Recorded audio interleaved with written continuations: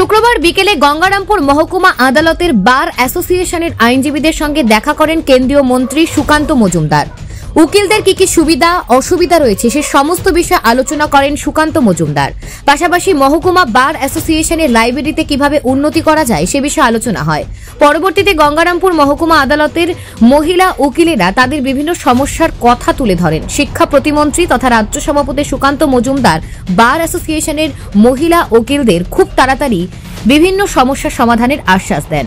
এ বিষয়ে শিক্ষা প্রতিমন্ত্রী তথা সাংসদ সুকান্ত মজুমদার জানান, এছাড়াও এবার যেহেতু মন্ত্রী হওয়ার জন্য আমার একটা ঘর পাওয়ার মানে একটা বাড়ি পাওয়ার সম্ভাবনা আছে, পেয়ে গেছি আর কি, বাড়ি লিখিত, এখন ঢোকার সুযোগ হয় দিল্লিতে।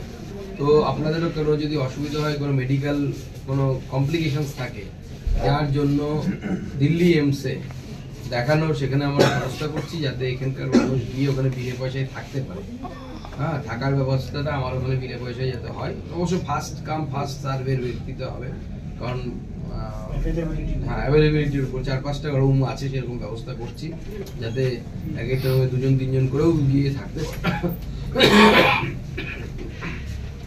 বা একটা পরিবার থাকতে পারবে।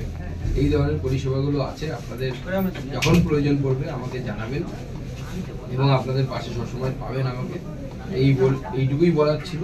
এবং আমাকে প্রথমে প্রায়োরিটি অনুসারে একটা আমাদের লিস্ট করে দিন, আমরা যে কটা পারবো প্রদীপদের হাতে পাঠালেই হবে। ফার্স্ট কাজটা আমরা শুরু করি যেটা সম্ভব হবে, এবং তারপরে তো পরবর্তী সময়ে আরও বড় কিছু এখানে করা যাবে বা আরও অন্য ধরনের প্রপোজাল যদি আপনাদের থাকে সেটাও অবশ্যই আমাকে জানাবেন। আপনাদের যে প্রপোজাল সেই অনুসারেই যতটা সম্ভব আমার তরফ থেকে সহযোগিতা নিয়ে আমরা করার চেষ্টা করব। সবাইকে ধন্যবাদ। সবাই বুনিয়াদপুর থেকে শান্তনু মিশ্রের প্রতিবেদন, নিউজ টুডে।